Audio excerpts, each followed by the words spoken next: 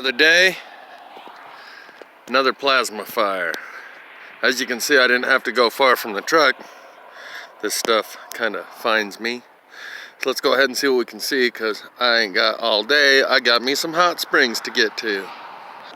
And so a person might ask, well, how do you know it's a plasma fire and not just a regular fire? A lot of telltale signs I've just grown sensitive to, but right here you'll see where it's concaved, it's hollowed out the inside of this log, leaving the outside just slightly singed. And that's how you'll see most of the outer bark around here is slightly singed. But you'll notice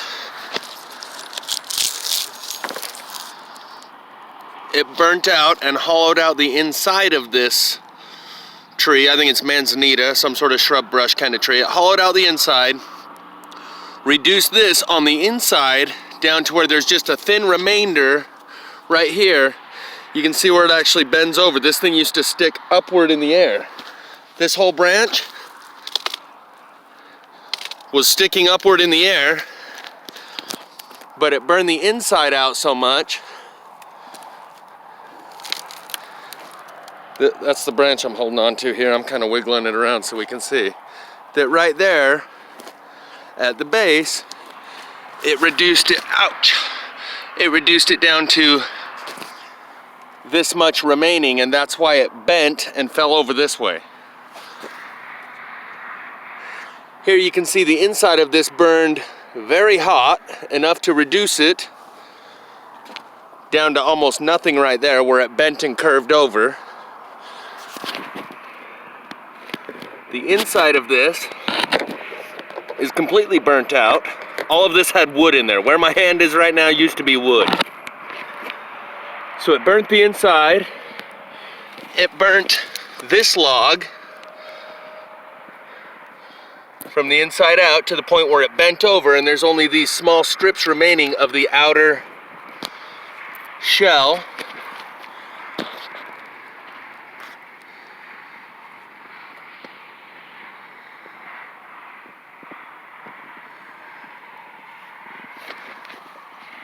And that's how this limb that used to stick up like that in that direction bent and fell over here and is now on the ground. Other things that tell me it was a plasma fire is this stick that's leaning up here, this stick right here that's burnt off at the base, not touching nothing, and it's just hanging. Because if you look at the base, highly burned, and it started out sticking out from like right here or something, and when it fell and snapped, it just got caught right there. Likewise with this one, I haven't touched it, it's just laying there. You can see the base, get the sun working with us here, you can see the base is black, so it used to be sticking out maybe right here, and it burns from the inside out to the point where it's, in fact I think that is a perfect match. And it burns from the inside out to where it snaps, and these limbs are just laying there. But the insides are burnt to the point far greater than the rest of the tree. Another thing that tells me is the end of each one of these, each one of these tips is blackened. I don't know if I'll be able to get the focus to work with me here on this. I'll find a better example, because I don't think the focus is going to bring it in. There we go, kinda. Oop. You can see the end of the tip of this branch is blackened on the inside. We might be able to get a clear focus. There you go. You see how the end, oh, and then it just went out of focus. Come on back, there we go. The tip of this branch has a circle, black circle on the end of it.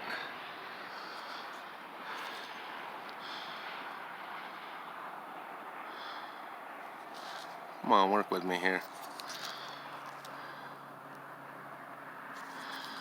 I'm probably just going to give up on this here in a second. But there is something I want to mention about this. This little black circle on the very tip of this branch is like that with all of the branches around here, and because what happens is the electricity comes up through the branches, and you can see the very tips are burnt to a greater degree than the rest. Right here, the very tip is burnt to a greater degree than the rest of the wood. Electricity, when it strikes a person, only leaves a burn mark on the entry point and the exit point. So if it hits them in the head and comes out through their foot, there's a small black circle on their head and a small black circle on their foot, and it didn't burn or leave the third-degree char marks going all through their body, just on the entrance and the exit. And that's what's happening. The entrance is coming up through the ground, the exit is out through the tips.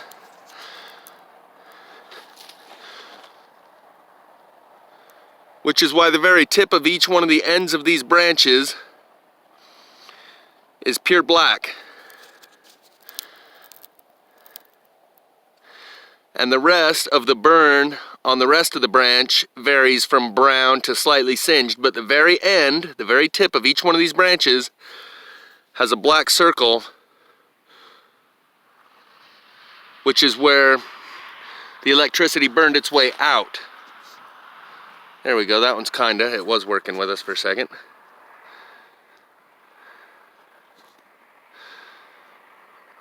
You can see the tip of that branch is burnt much more than the other, so I'm going to move on now, but that's just my explanation of how I know all of this. Focus, there we go. All of this was plasma fire. It can strike one tree, like my last video upload where it's just one tree in the midst of an area that didn't get burned, or it can strike a whole area. Here's another telltale sign I'm going to show you. See this rock right here? See all the chips laying all over the ground here and here? This rock got so hot that it exploded the rock. And it's not just this one, it's all these rocks around here.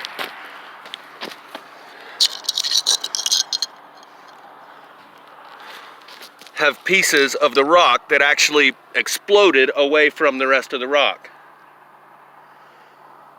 I'll find some more examples for you.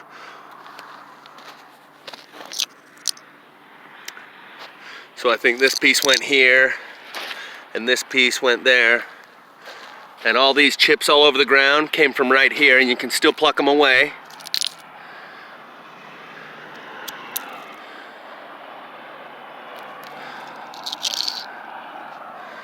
The vibratory frequency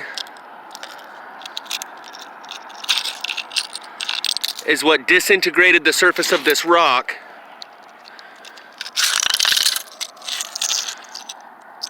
Not the heat of the fire, because there wasn't much fuel around it. If anything, there was a little bit of shrub around the edge, not enough to get the center of this rock that hot to where it starts disintegrating the actual rock itself. That's how you know it was electromagnetic frequencies that broke this rock apart. It wasn't the heat of the fire. There's no way fire could have gotten hot enough to make this rock black on the outside the way it is, much less disintegrate it to the point where it's just falling apart. And so it goes with the rest of these rocks. Like this one, you can see the black on the surface that stops right here. There's this line right here. The top is charred. Below that line is not charred. Fire can't explain that. Only electromagnetic frequencies coming from the ground up. Otherwise, it would be equally charred here where there's no char marks. For whatever reason,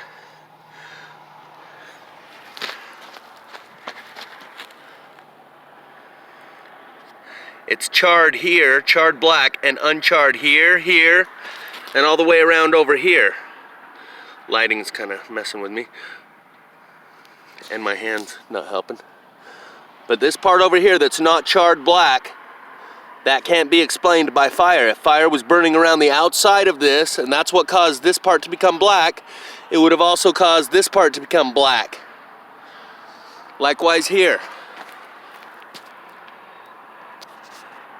Charred, black, not charred. The uneven distribution of heat that causes that blackening of the rock can only be explained by microwaves. This was a microwave fire. And I have more examples from my the other fires that I've been in, that I've seen.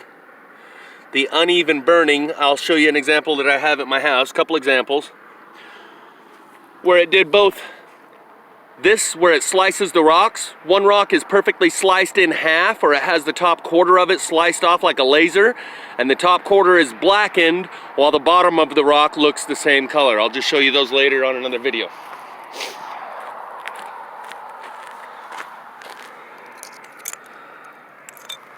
Fire doesn't break the rock apart and blacken it so much with very little fuel around here. There's very little fuel to burn around here to get these rocks this hot to where they start breaking apart like that. Here's more examples of the unequal, uneven distribution of heat. This part of the branch is unburned. This part is so burned it burned down into the depth of the wood when it was attached to the tree, I would suspect, before it broke off. Likewise here. Unburned here, but so burned right there that it took out the depth of the wood. Likewise down here, half the log is burned away, but up there, little tiny branches still remaining. How did it get this hot right here to burn that thick, dense wood, completely gone, removing half of the log on the lower portion, yet leaving it unburned here, here, and all these little tiny branches unburned. Here's another good example. Where is it? The tip, if the focus will work with me here, there we go. The tip you can see is black. This part of the branch is unburned. The very tip is completely black on the inside there.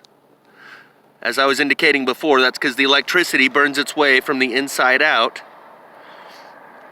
and that's why the stick, the branch itself, is unburned on the outside up till the end, and the very end tip of the branch has the black circle.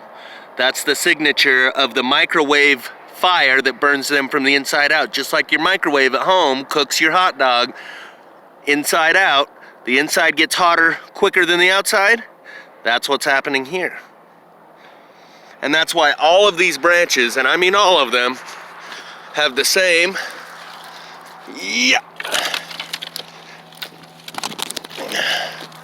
signature. The inside is burnt,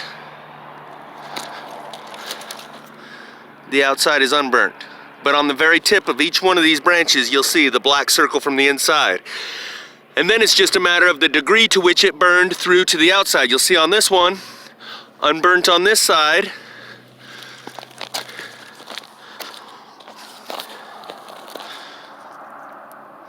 unevenly burned.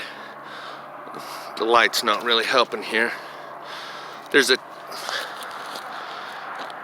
chunk missing here, and it unevenly removed 1/4 inch to 1 3/4 inches in these pits. There we go.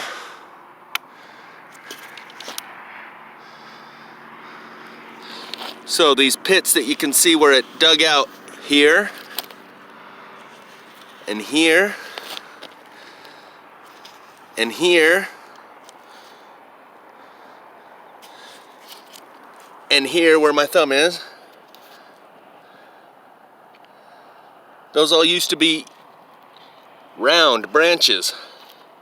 So fire doesn't unevenly just dig out pits within the wood, leaving some places unburned, like here, while places right next to it have been turned to charred, leaving one side of the branch charred with an unburned area right here, completely unburned. So if this sounds redundant, then you've been watching enough of these videos that it's old news and it sounds repetitive to you. But for most people, this is new news. This piece of the branch is unburned. This is even on the same side where it's highly burned here, unburned here.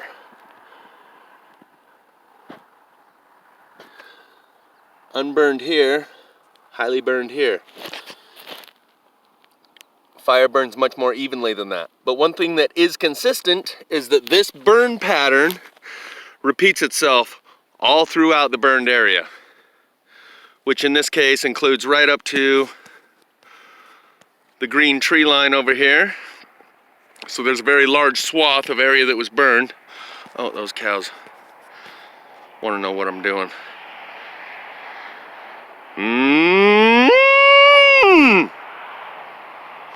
See if I can trigger a stampede. And you can see there's a line where the fire stopped right here.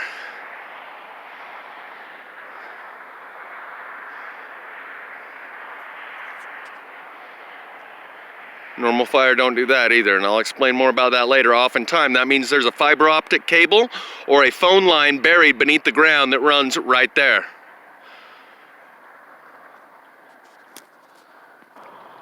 Here's another anomaly I can't quite explain. It left a path right here unburned. All these weeds that are still standing is where it did not burn. Everywhere over here was burned. And you can see that stick and that stick show that there was fire over here, and the rest of the ground is black. But it left a small strip unburned that goes right here.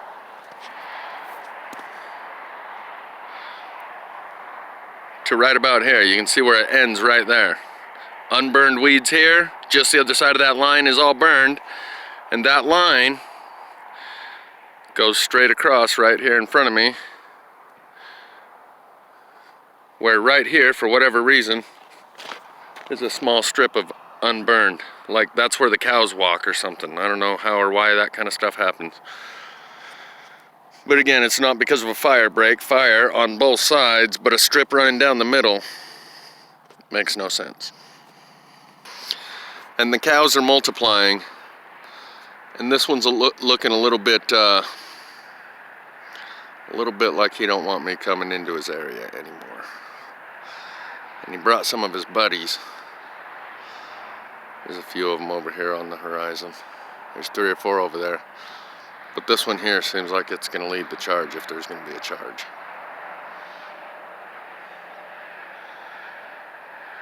Or maybe he just wants me to feed him.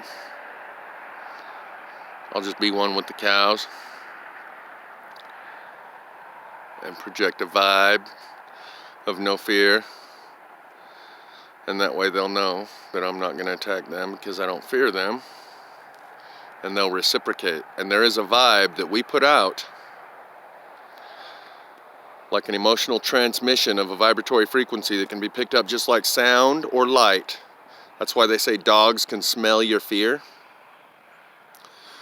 And I first discovered this maybe 15 years ago when I was talking with my sister Dana about how my stepdad swats at the bees and they sting him. This was long before he even had one that stung him and it swole him up, and they gave him an EpiPen and told him you need to carry this at all times. He had a thing with the bees. And I told her there's a vibratory frequency that goes out, and because the bees know that I don't fear them, they also know that I won't attack them out of fear, and therefore they're cool with me and they leave me alone. And right at that very moment, 2 bees landed on my face. One on the tip of my nose, one on my cheek. While I'm still looking at my sister, just after I had spoken that sentence, the very second that I spoke that sentence, 2 bees landed on my face. And I continued making eye contact with her. I didn't want to smile too much because there was already a big I told you so going on in the form of 2 bees on my face, one on my cheek and one on the tip of my nose. And she's standing there with her jaw dropped to the ground going, oh my God, because I was just telling her, that's how it works. These bees can pick up on your fear.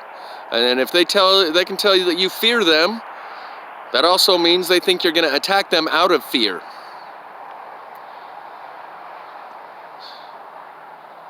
But if you project that vibratory frequency of an emotional feeling of, I'm your friend, and I know you won't hurt me because I won't hurt you, they pick up on that too. So I'm going to just be one with the cows.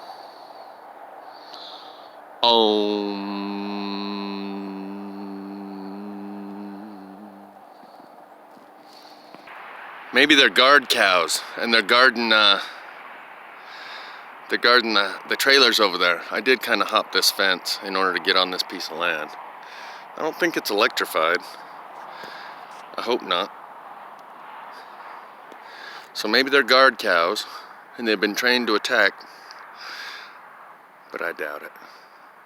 But either way, instead of going that way towards the trailers and having someone say, what the fuck are you doing on my land? I think I'm gonna go that way. The truck stops right here. Actually, it's a rest area, just off the freeway. So I'm gonna go check out some more stuff, but it kind of got cut off going that way, and this cow does look like a guard cow. Beware of cows.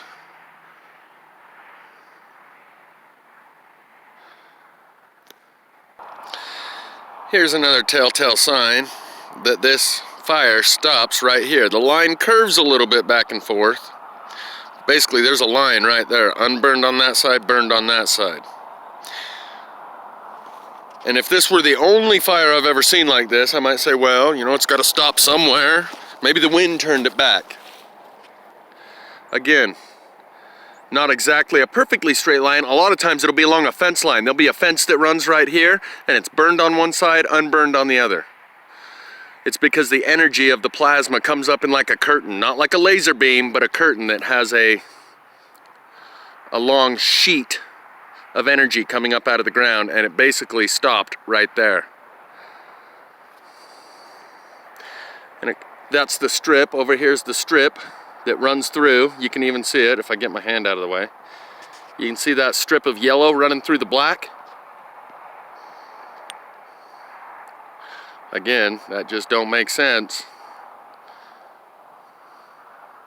Yeah, the fire could have gone down here and then burned its way back up this way, but why did it leave a perfectly straight strip of yellow, 2 foot wide, all the way down? Why didn't it ever cross that strip and burn a little here, a little there, or burn the whole thing up altogether? This is another one of the telltale signs of plasma fire, are these borders that it seems to not cross.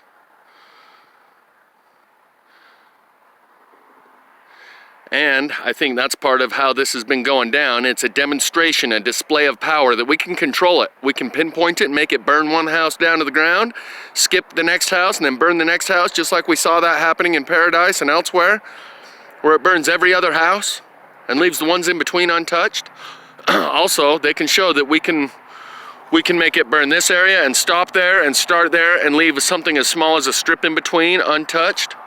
And we can make it sure it goes right down to here and it doesn't go up and touch your trailers up there. And people get the clue real quick that they really can control this and that they have a weapon that can't be defeated or defended against. So you better comply with their demands.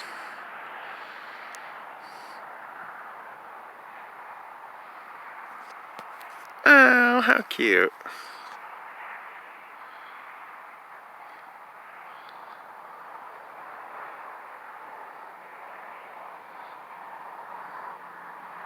The big brown one's the mama, the little black one's the baby. Getting groomed.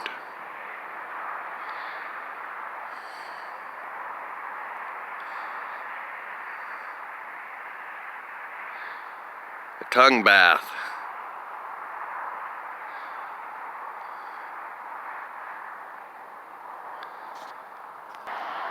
As you'll see, this was a rather large tree. We're still just right here by, there's the truck stop, there's the cows. So, right here next to where it burned so hot, that tree's burned all the way down. There's unburned spots right there on the tree. There's unburned wood right here, and here's more of the uneven distribution pattern. Right next to the unburn is a spot of burn right in the middle of the unburn.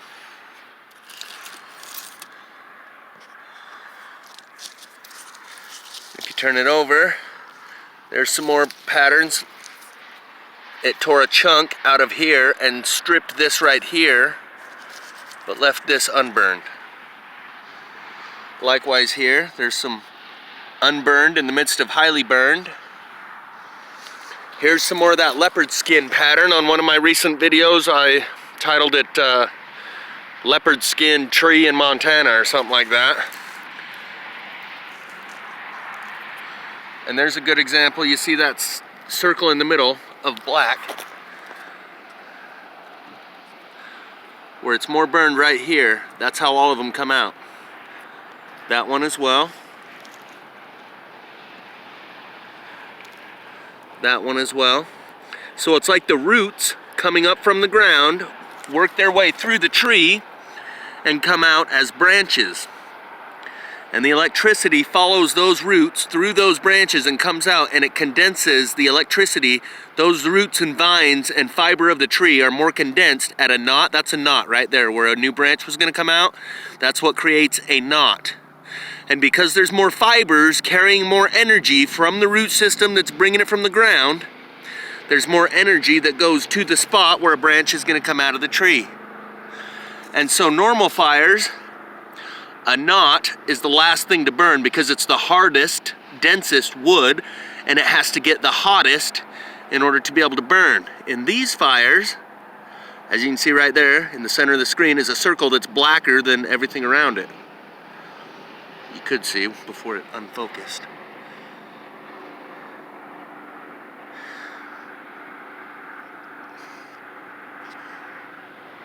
Here and here, two black circles that are darker than everything else. And that's how all of these end up. So yes, it was plasma fire. The uneven spottiness, how you can see it's unburned here and here, but it's kind of got that leopard skin pattern to it, where the electricity broke through the surface and burned a spotty, uneven pattern. Again here.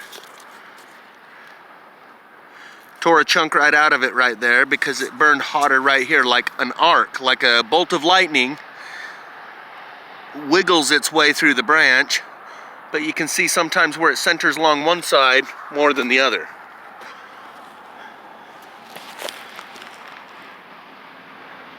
So let's check out this tree real quick and then we'll go. You see the unburned here?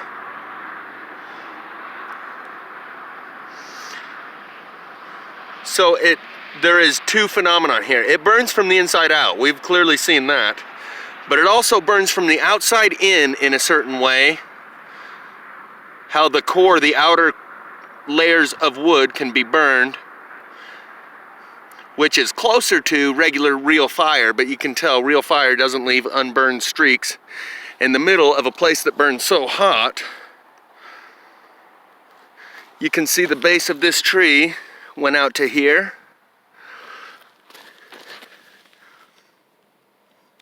It was a big tree, let's just put it that way. There's one of the branches remaining, but everything else sizzled. And that's another thing about these fires, there's almost zero flame. It sizzles everything and smokes. And there's probably 100 times more smoke that comes off one of these plasma fires than a regular fire. Because just like when you're at the campfire, and you're trying to get the fire started and it's smoking and smoking and you're blowing on it trying to get it to combust. Once a flame combusts, the smoke goes away. But right before the flame combusts, there's a lot of smoke. Well, in these fires, there is almost no flame. It just sizzles its way down. Therefore, no combustion, no flame, lots and lots of smoke. Just like the campfire. Light's not working well, but I'm trying to show you that this part right here is unburned. Mas focus. And so that's why James Grundtvig calls it field activated combustion synthesis. Because it synthesizes fire, it doesn't actually combust. It's combustion synthesis. It's a lot like combustion, but it's not. It sizzles it with high amounts of electricity. Just like the guy in the electric chair who's getting burned, who's getting executed with electricity. And if they don't wet those pads on his head, he starts to smoke, and he ends up with third-degree char marks and burns on his head, but he never burst into flames. He just smoked and sizzled from all the electricity going through him. That's what happens to these trees. And that's why you'll see a great big burnt tree with high intensity heat that it must have taken to burn it, right next to small weeds that would have that would have burned a lot easier. And for example, right here, you can see the bottom and the base is very black and charred, but the top of the plant is unburnt. It sizzled at the bottom. If there were flames that turned all that, because it's dark, oh, my bad. You can see where it burned hot enough here that it turned the wood to charred. If it will focus, there we go. And over here, I'll show you another example of the same thing, where you can see it burned hot enough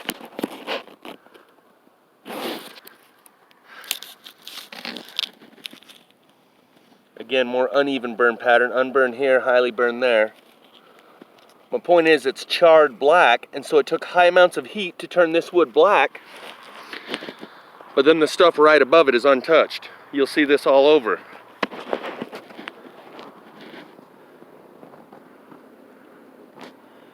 Blackened and sizzled.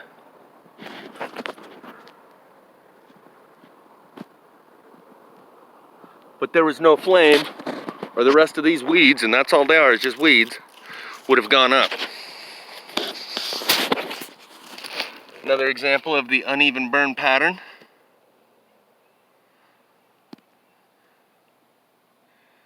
There we go.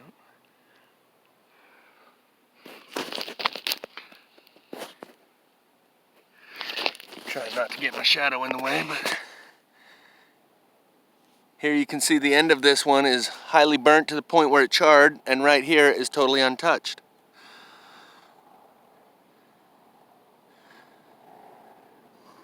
So what I've determined is that the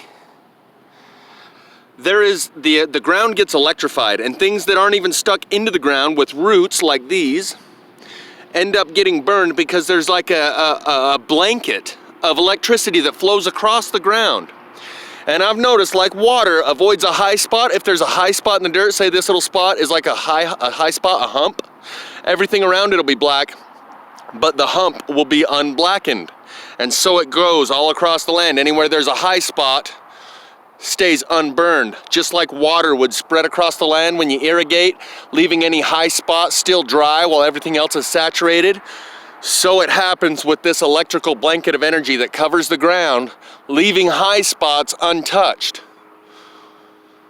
So the electricity flows across the ground